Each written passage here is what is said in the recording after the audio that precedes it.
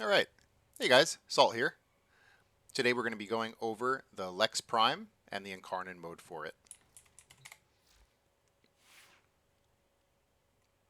So the Lex Prime is a secondary pistol. It's like a heavy pistol. Um, it the Incarnon mode produces forced impact procs, which is going to be important for the build, and I'll go over that when I get to the mod for it. So first, with this weapon, we're going to be using Galvanized Diffusion for multi-shot, Galvanized Crosshairs to increase crit chance, Hemorrhage to turn our forced impact procs into slashes. Well, a chance to turn our forced impact procs into slashes. And I'll go over this a little bit more too towards the end.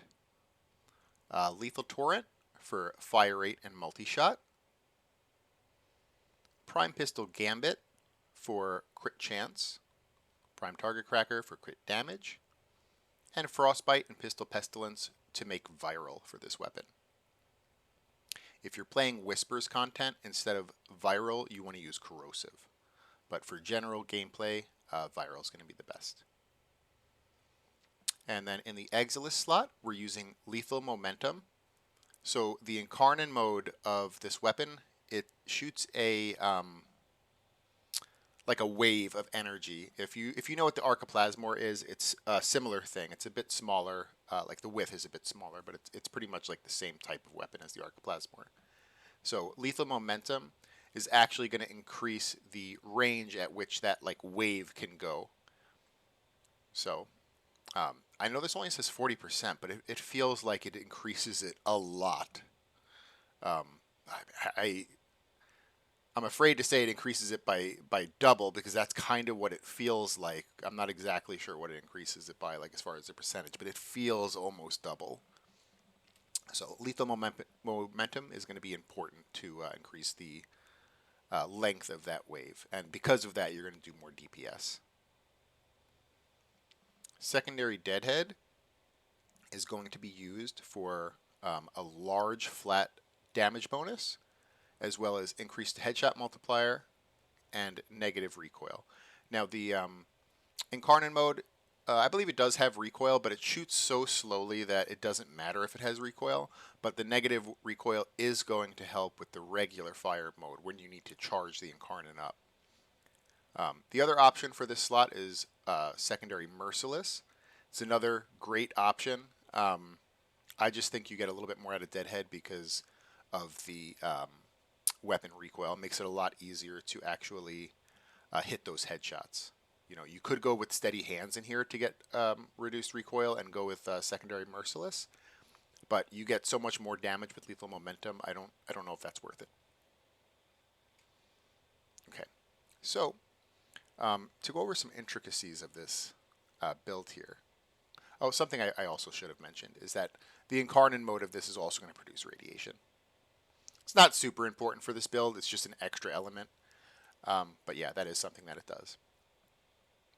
So, Hemorrhage here. Now if we read this, we're going to get a Force Impact proc, and we get 2 times the effect when our fire rate is below 2.5.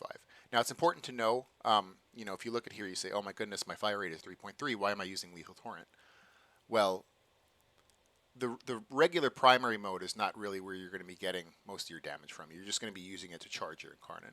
You're going to be getting most of your damage from the Incarnon mode. And if we look down here, the Incarnon mode, the fire rate is extremely low.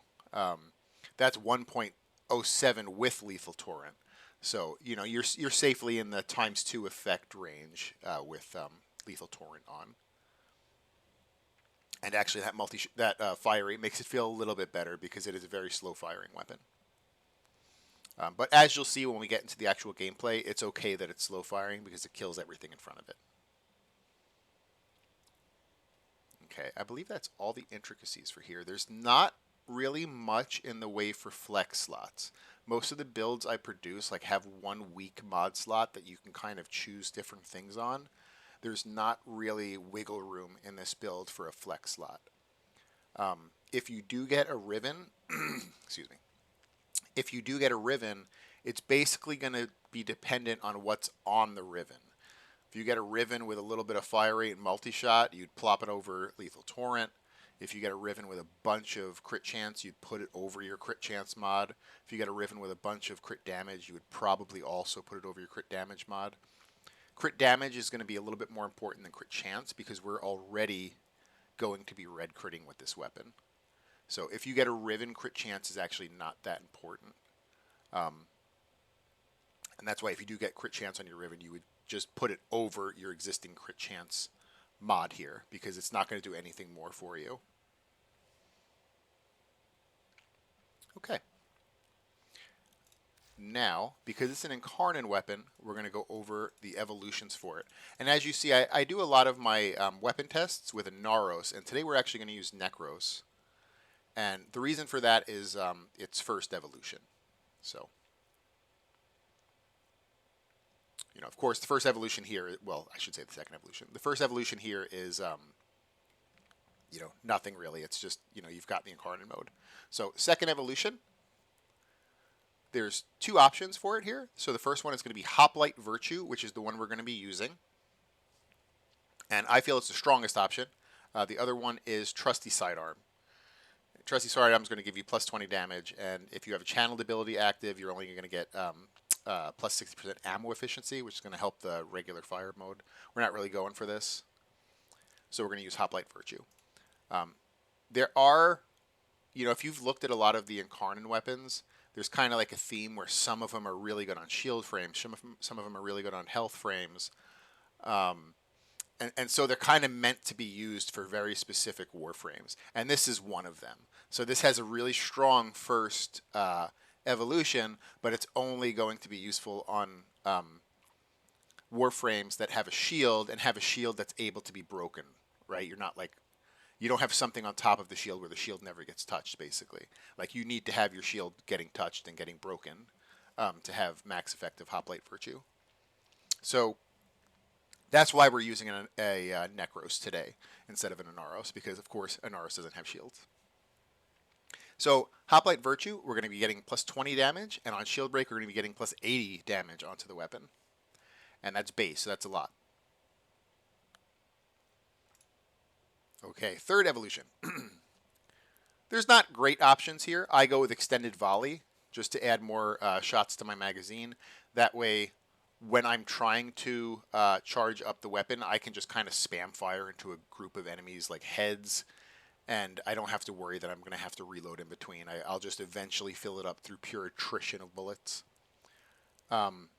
This is another okay one, like minus weapon recoil and plus accuracy.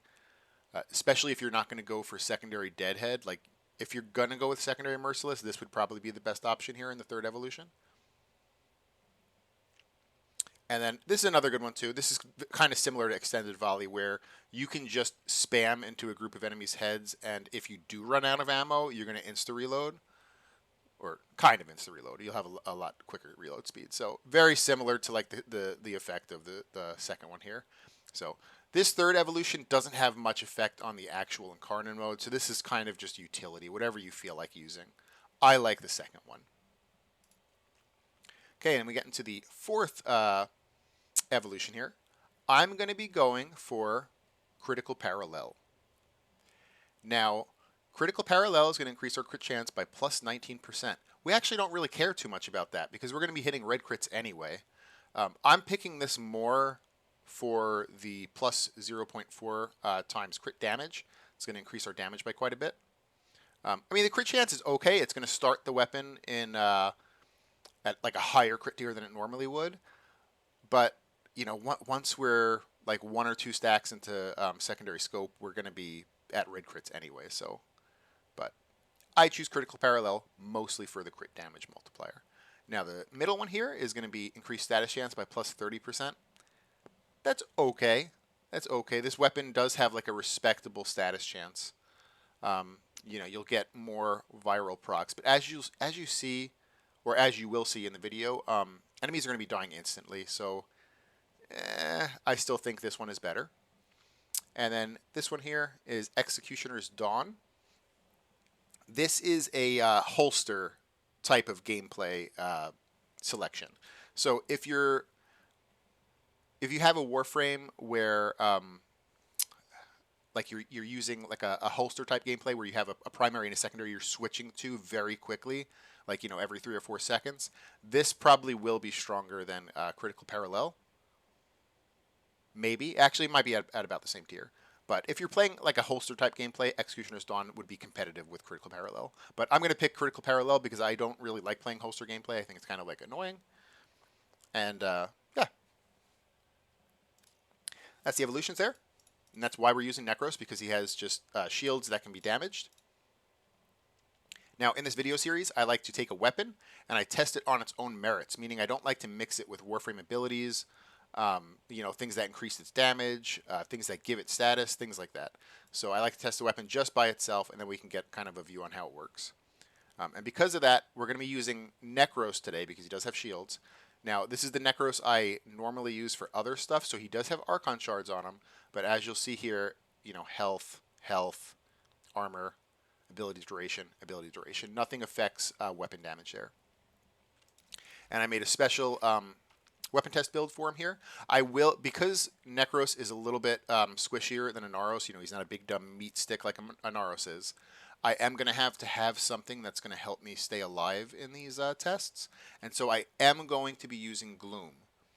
I've put on Power Donation just to make my Gloom a little bit weaker so it's not slowing enemies ridiculously, because I actually want enemies to shoot at me and do damage to me because it's going to make me stronger. But we are going to be using Gloom. I will not be using any of his other abilities. I won't be using Terrify to strip. I won't be using Desecrate to get more life supports. So I will only be using Gloom. Nothing else on this build is going to affect weapon damage. And actually, Gloom doesn't affect weapon damage either. It just slows enemies. So, and then for a pet, no pet weapon, and the pet itself has no mods that affect weapon damage. Okay. Now that I've kind of over-explained that a little bit, we'll get into the test here. So we're going to do 10 minutes on Kuva Survival, and we'll kill some trash, we'll kill some acolytes, and then we'll go into 10 minutes on Lua Conjunction Survival. So we're on Steel Path, Kuva Survival here.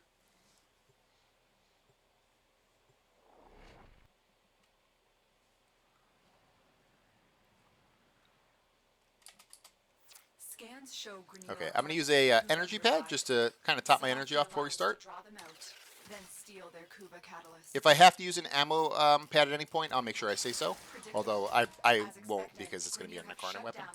So I'll cast my Gloom, and that's the last time I'll use an ability. We're just going to charge this up. There we go, it's charged up. Switch to Incarnon. And we're just going to begin our Red Crit adventure.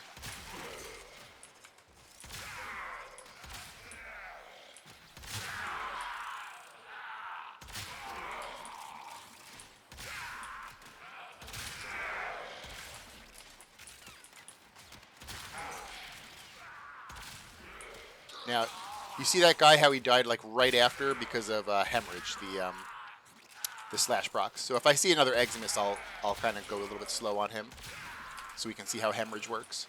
You're not going to get instant damage out of hemorrhage. You're going to get the massive slash procs that will kill him about like half a second to a second after. And that's just big guys. Little guys are going to die in one shot to this thing. And actually, a lot of times, Eximuses will also die in one shot. But if they don't, hemorrhage will finish them.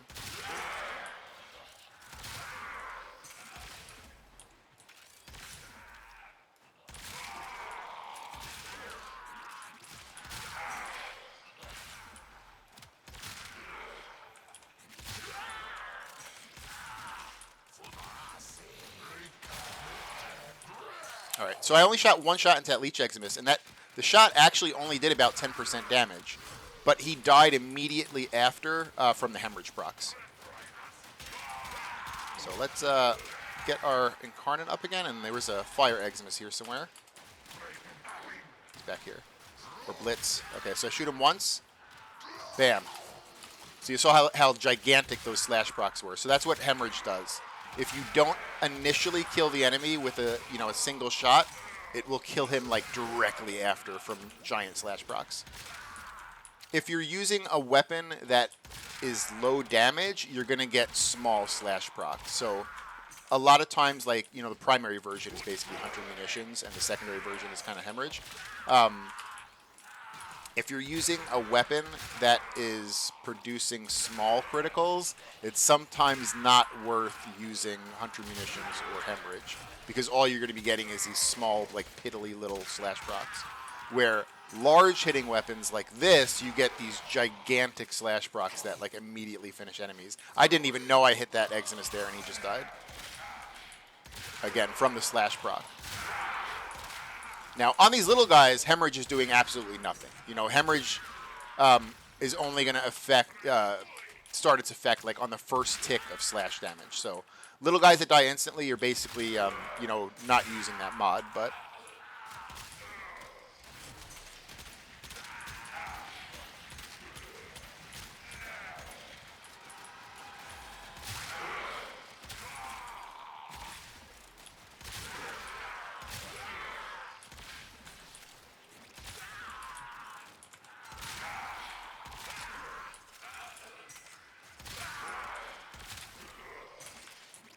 This weapon has infinite punch through, so you could actually shoot through soft terrain like doors. I think I killed everything behind it.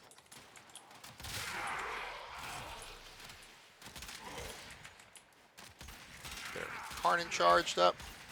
Should be getting an Acolyte somewhat soon.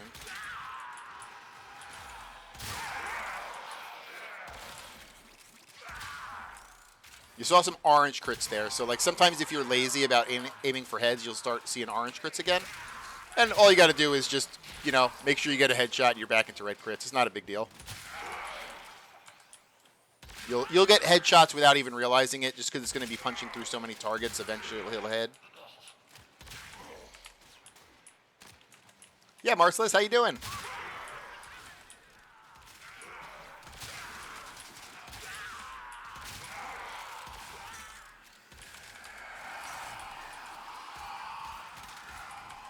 All right, so we have the Acolyte. I'm going to switch to Incarnon here. Bam, 2, 3, and the slash should kill him. So 3 shots. I think you can kill the Acolyte with probably less than 3 shots. I don't think you can one-shot him, but I don't know if I was at full stacks there. And I wasn't really aiming super carefully. If I got him in the head, I probably could have killed him in 2 shots.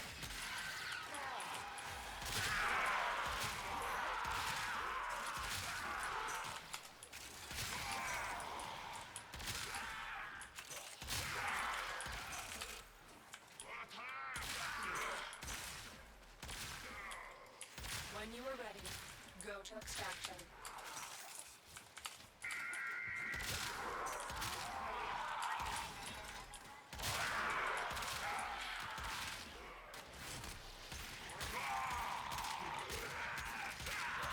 You know, in the base mode, like this mode right here, it's not horrible. It just doesn't kill as fast. It's basically going to be one-shotting enemies still in the head.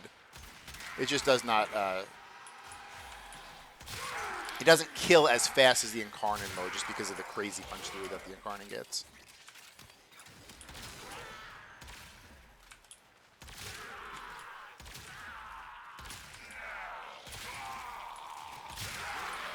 As you can see, you're starting to see a little bit of orange crit, so you know that kind of tells you, hey, you're getting lazy. Aim for heads, and then you're back into red crits. It's kind of like your little idiot gauge. Hey, start aiming for heads. Stop being lazy, and then you go right back into reds. But even at orange crits, you're going to be one shot and everything. It's not really a big deal.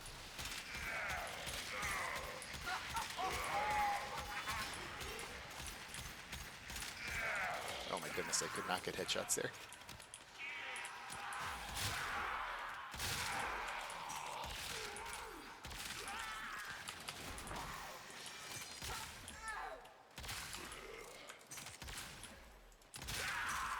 So we actually haven't had to use a life support just because we've been getting a lot of the yellows. Again, I'm not using Desecration, so I'm not picking extras up because of Necros. I'm just using Gloom to keep myself alive.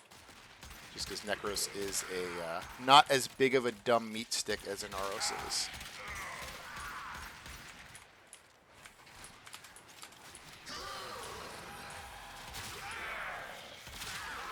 So I shot that guy once. Bam. Look at those slash procs.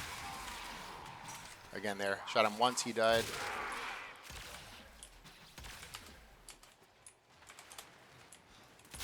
Basically, the bigger the damage and crit on the weapon, the bigger the slash proc. So, Hunter munitions, hemorrhage. Hemorrhage is a little bit different because you have to have impacts that turn into slashes. But things that convert into slash procs, the bigger the weapon, the bigger the slash you're gonna get.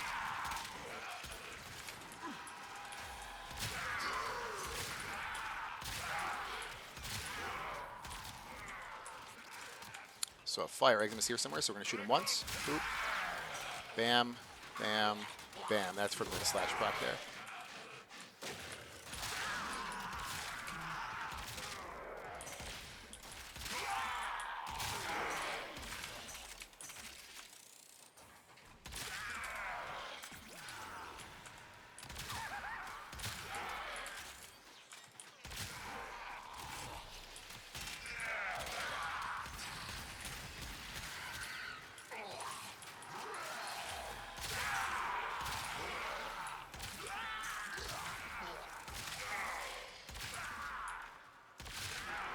We should have the second Acolyte coming pretty soon. And then at 10 minutes, we'll roll out and we'll start that Lua Conjunction. Just because Lua Conjunction is going to be a little bit higher enemies. They're going to be 180 to 200. And they're going to be mixed enemies as well. They're not just all going to be Grenier. But, another thing to note about this right here is I don't have, I guess you could say slash goes through armor. I guess that's fair. But I don't have any other forms of armor stripping right now. I just have viral on this weapon. All right, so we got the Acolyte. If I could stop getting staggered, we could see. 1, 2, I don't know where he is exactly. 3. He'd probably die from slashes, but I'm just going to shoot him again here. 4 shots.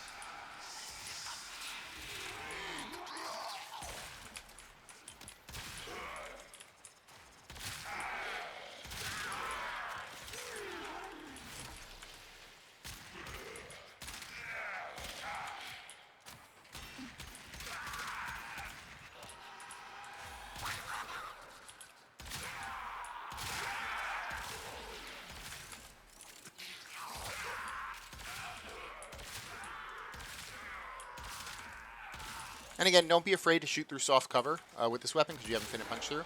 So you can, shoot right through doors like that. You'll have to kind of learn, what soft cover is because the game has, weird ideas of what soft cover is sometimes. Like this big pillar right here, I believe, is soft cover. Okay, so we're at 10 minutes here. And at 10 minutes, we're at almost 900 kills, 898 kills. So when I do these tests, pretty average weapons usually hit at about 350 to 400 kills. So being at 900 is huge. That is way above average. I have to find extraction, which is probably this way.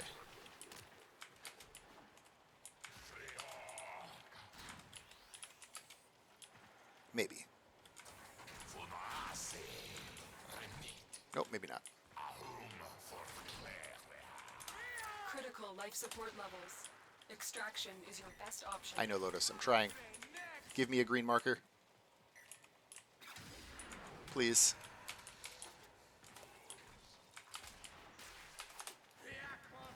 Oh, I saw a green marker briefly. I think it was this way. Maybe. Maybe.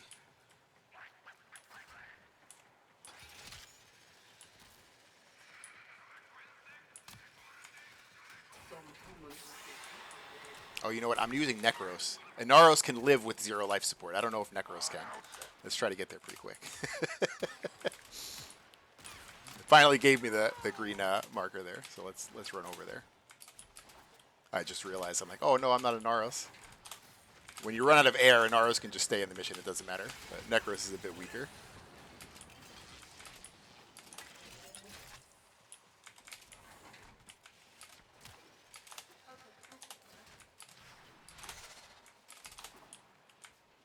All right, we'll queue up that Lua conjunction next, slam out 10 minutes in it, and then we'll go over the build one more time. As you conquer the foe, so you conquer yourself.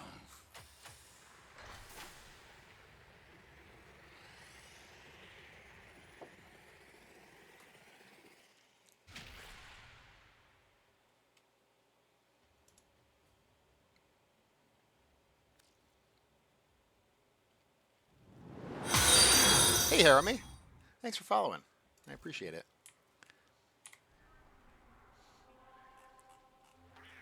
All right, so we're going to go Lua. We're going to do Circulus. And again, Circulus is a little bit higher, 180 to 200. Enemies are mixed, so they're not just all going to be Grineer.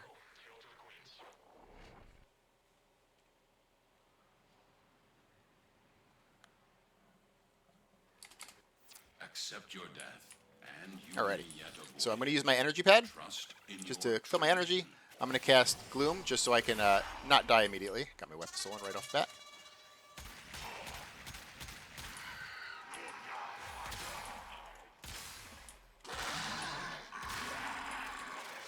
And we'll start this up.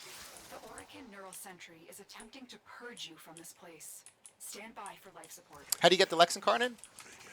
So in the Duviri content, every single week in the Circulus, and it's specifically the Steel Path Circulus, there's going to be 5 options to pick from for Incarnon adapters. Every week is going to be a little bit different. So you might have to wait for a week where the Lex is available. I don't really know what the availability is. I don't think I've checked yet. But when it's available, you pick it as one of your 2 choices. So you get to have 2 choices out of those 5 Incarnons. And then when you run Steel Path Circuit, you slowly level it up, and you level your level in circuit up. And when you reach tier 5, you unlock the first one you chose. And when you reach level 10, you unlock the second Incarnon you chose. Now, for people that have access to Steel Path but have never done Steel Path Circuit, the game, I believe, it wasn't like this when I did it, but it became this way like pretty soon after it came out. You have to do one game mode of or one run in each game mode of regular. So you need to do one rotation of regular circuit, one rotation of Duviri Experience, and one rotation of Lone Story regular mode. And then that'll unlock the ability to go into Steel Path Circuit.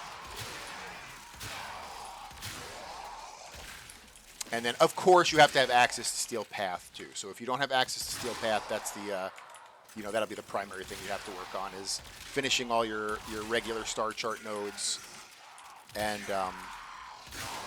doing the new war quest.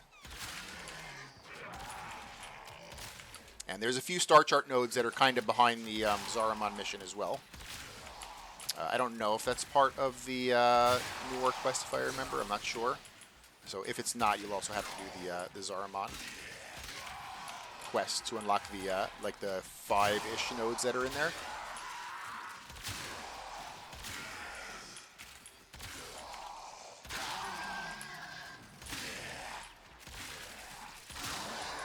See, the game counts these pillars right here as soft cover, so you can, shoot right through them like that. Weird things are counted as soft and hard cover. You just have to kind of learn which one is which. Yeah, no problem, Harrow. That was a good question, though. And it changes all the time. Like I said, when Duviri first came out, they didn't make you do normal mode of each of the 3 things to get Steel Path Circuit. As long as you had Steel Path available, you could just do it. So it always changes. So, sometimes things aren't super clear.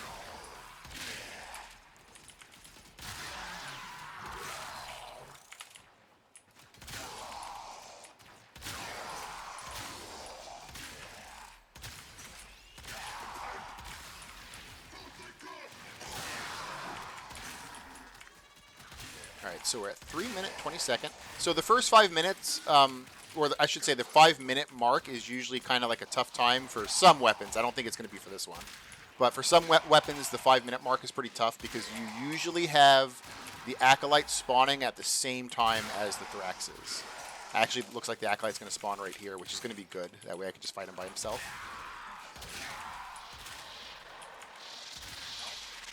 So here comes the Acolyte. Let's see what we can do. 1, 2, 3. 3 shots and he's dead. Again, I think you can do it in 2. I haven't really gotten all my shots perfect on the Acolyte, and I don't think I've gone into every one with full stacks.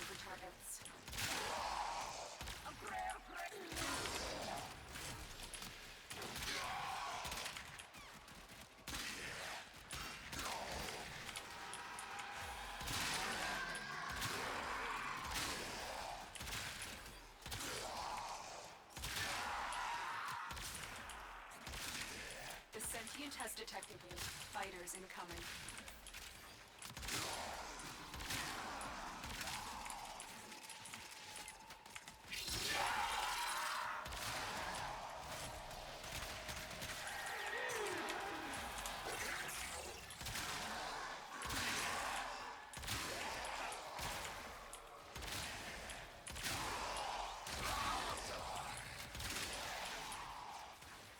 You saw that first shot actually didn't do much to him, but the slash proc basically finished him there. But if you need to win, extraction is ready. Avoid signatures, but outside the collective. We are draining your life support, and fast. Eliminate. All right, so 2 Thraxes dealt with. We haven't had to use any life supports yet. It's pretty good.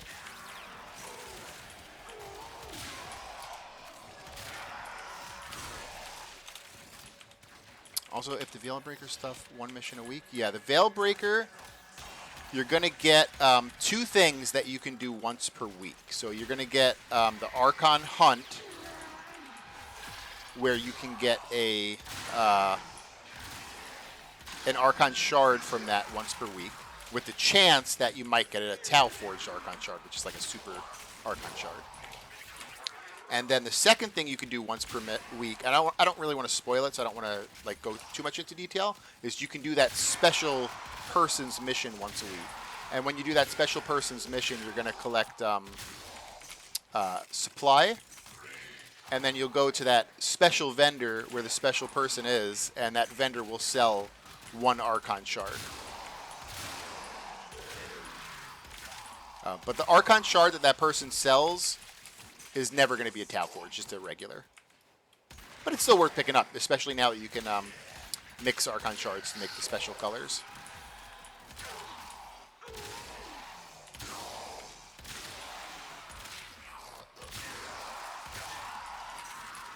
And actually, maybe I should clarify that too. You can actually do that more than once per week, that special person's mission. It's just that you can only complete each of the challenges for supplies once per week. So you'll get 6 challenges, and like let's say your first run you complete like 5 out of 6 of them. You might want to do the run 1 more time just so you can get supplies for the 6th challenge. So that's probably a better way of explaining it. So you can do each challenge once per week, and sometimes you can finish them all in 1 run. So in 1 run you can just finish all 6 challenges. If you're lucky. Sometimes you get shitty challenges.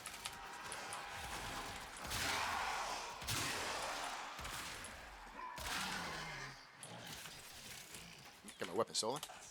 Little Drakmaster. I hate these guys.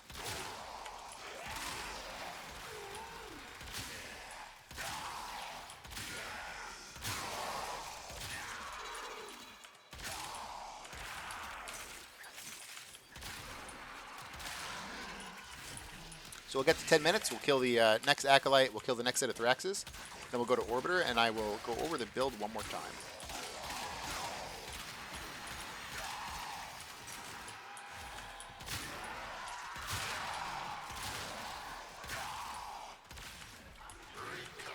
Oh my goodness, someone just linked a Gauss Prime Floof.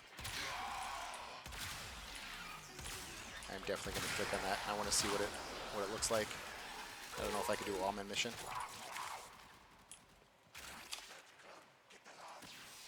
Oh my goodness, that thing's adorable. All right, back into game. I'm too much of a cheap bastard. I probably won't get it. My wife might though. She loves the floofs.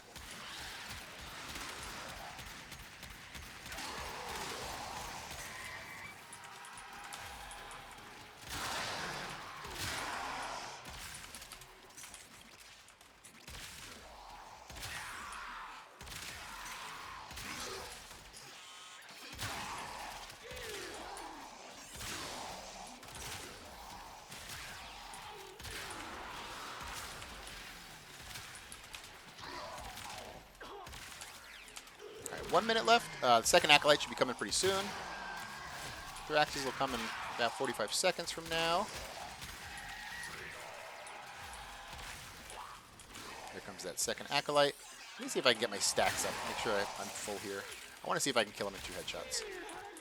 Of course, this is probably going to be the one that like staggers me over and over, and I'm going to be flopping on the floor instead of actually doing anything. 1, 2. Nah, it's going to have to be more. So 4, and then the Slash Rock will kill him. Yeah. All right, maybe 2 shots on the Acolyte is not possible. Maybe if you get like a really high crit for some reason. Kind of RNG maybe.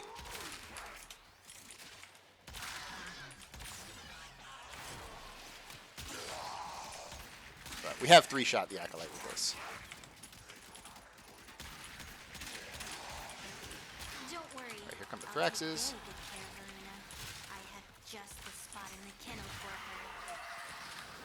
These manifestations, they aren't from the neural sentry. Destroy them. They are drawing from your life support. The queens have sought out Warframes before. Oh my goodness, my accuracy today is not good. So we're at 10 minutes right now. 10 minutes, we're at 993 kills. Very good. In fact, I think that's better than the Kuva Survival, which is weird because usually you have a lower kill count in this than you do Kuva Survival, just because you're fighting with Thraxes for longer. But we kill the Thraxes so quickly with this thing that we didn't really have to worry about that. So, again, like normal average weapons when I do this usually hit about 350 to 400 kills. So this being at almost 1,000 is pretty good. Sentient scouts. If they detect you, fighters will soon attack.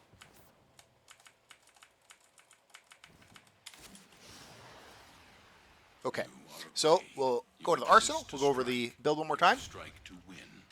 The lesson Oh, Marcel's, I just saw your message up there over Harrowme's. Can we get other builds like the Brahma or and Kortak? Yeah, absolutely. The Brahma is amazing. The Kortak, the Kortak I'm not a big fan of it, but I like building things out to try to make them good, so that sounds pretty fun. Okay, so Lex Prime, it's secondary weapon. Saddle up. So Lex Prime is just a big heavy pistol. Now the Incarnon mode is going to shoot out the like a pulse in front of you, and that pulse is also going to have innate radiation damage on it.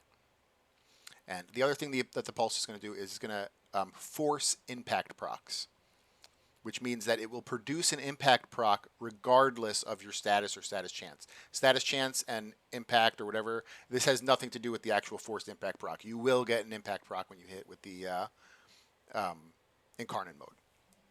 So, that being said, let's go into the mods we put on here. So we have Galvanized Diffusion for multi-shot. We have Galvanized Crosshairs for crit chance. We have Hemorrhage, which is going to convert our impact procs into slash procs. Not all of them, about 35% chance, but it's going to convert them into slash procs. And we get twice the effect, so 2 possible slash procs, when our fire rate is below 2.5. Now, if you look at the regular weapon up here, it's over 2.5, but we don't really care too much about the regular weapon because that's not the one that produces forced impact, and that's not really the one we're getting the most damage out of. So we go down to the Incarnon form here, and we look, where is it? Is picking up a distress Fire rate, signal. there it is. Okay, Wait. fire rate 1.07, so you are well within your Shut off the range, emergency or this is frequency. yelling. You're well within your range of getting your 2-time effect from Hemorrhage. Lethal Torrent is going to give you fire rate and multi-shot. The multi-shot's kind of more important than the fire rate, but the fire rate makes the gun a little bit comfier because that Incarnon mode does shoot so ridiculously slow. Like even with the 60% fire rate, you're at that like 1.07, which is really, really slow. So that's what Lethal Torrent's going to give you. Prime Pistol Gambit and Prime Target Cracker for your crit chance, crit damage mods. And then Frostbite and Pistol Pestilence just for your 60-60 viral, basically. Now, if you're playing Whispers content, it's important to note that Whispers enemies are resistant and immune to viral. So if you're playing Whispers content, the best general element to use is corrosive. And if you're playing non-Whispers content, the best general element to use is viral. And that's why we're doing viral here right now. Lethal Torrent, or Lethal Momentum rather, is going to be your Exilus slot. This says it increases projectile speed by plus 40%, but it almost feels like it doubles the range of your Incarnon mode. I don't know if it's exactly double the range. It's probably not. It probably is like 40% more range, but it feels like you get so much more range out of your Incarnon mode with it. And so I feel like the other thing you could put here is steady hands to make charging your Incarnon form a little bit easier, but I don't feel it like it compares to Lethal Momentum. You get so much more DPS out of Lethal Momentum because you're hitting so many more targets. So I feel like Lethal Momentum is the correct answer for the Exilus slot here. And then finally, in the Arcane slot, we're going to be using Secondary Deadhead, which is going to give us a large flat damage of 360% at max stacks. It's going to give us 30% headshot multiplier, which is nice. I don't think this weapon has a crazy headshot multiplier anyway, but it's just nice to have a little bit extra. And the big thing is it's going to give you minus 50% weapon recoil. So where we weren't using steady hands here, because Lethal Momentum is so good, we're basically going to get that effect with Secondary Deadhead by getting less weapon recoil right here. So that's the mods here. Now let's go into the evolutions. So first evolution, of course, is nothing. It's just, you've gotten the adapter. Congratulations. So second evolution. And like I said before, you'll kind of see like a theme with some of these Incarnons where it's like, oh, this Incarnon is really good if you're using a shield frame, or this Incarnon is really good if you're using a health frame, or if you have high armor, this Incarnon is really good. So with this one, the Lex Prime, it's really good on Warframes that have shields and can have their shields break. So like Hildren has shields, but Hildren's shields don't break all the time because they're gigantic. So like maybe not so much on Hildren, but on regular Warframes that have regular amounts of shields, you're going to get your shields broken pretty often. So like on regular Warframes, this will be very strong. So Hoplite Virtue, increase damage by 20, and that's base damage. That's pretty strong. And then on Shield Break, you increase your damage by plus 80 for 8 seconds. That's gigantic. So that's not going to be up 100% of the time, but it will be up pretty often. The other one here is Trusty Sidearm, which is just increased damage by 20, but then the other effect is with a channeled ability active, you get plus 60% ammo efficiency. I don't believe that affects the Incarnon mode, and so this is not really a good choice. And even if it did, I would still go with Hoplite Virtue. Second evolution tier here. These are all kind of utility. There's not really one that's like amazing. They're all kind of meh. So I go with Extended Volley. It increases your magazine capacity by plus 10. That only affects the non-Incarnon. So what that allows me to do is basically just spam into heads to try to fill the weapon without having to worry about a reload. The other thing here is basically the same thing. So on reload from empty, you get plus 100% reload speed.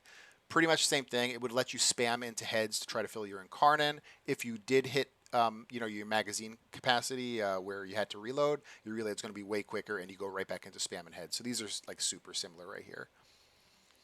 This one here, Lex Telonius, or whatever it's called, is going to give you less weapon recoil. If for some reason you don't like Secondary Deadhead and you want to use Secondary Merciless, because I don't really know, but if you wanted to use Secondary Merciless and so you weren't going to get that minus 50% recoil reduction, you would go with this one, Lex Telonius, because you're going to get your recoil reduction from this.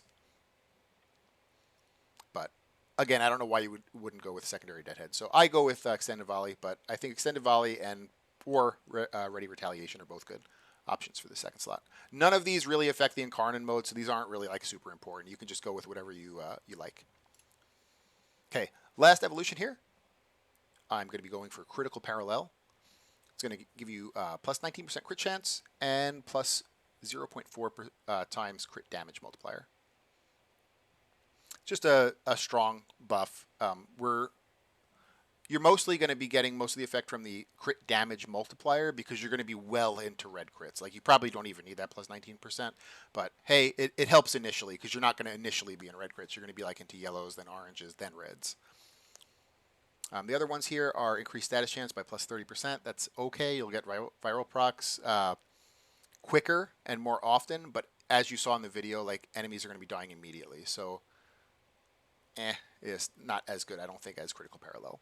And then the other one here is Executioner's Dawn. Executioner's Dawn could be competitive with Critical Parallel if you're playing a holster type playstyle, which I don't play. I find it like a little bit annoying, but some people play holster type playstyles where there's other mods in the game that do things like when you switch from your primary to your secondary, you get this kind of a buff. And so when you stack all of those holster buffs on each other, they can be kind of strong. So this would be another one of the holster buffs. So on equipped, you get 100% headshot damage for 4 seconds. So I think this could be competitive with Critical Parallel, but I still am going to go with Critical Parallel. Okay. So that is the evolutions, and that's the Lex Prime and the Incarnon mode for it. I appreciate you guys watching. If you liked it on YouTube, give it a thumbs up. And thanks for watching, guys.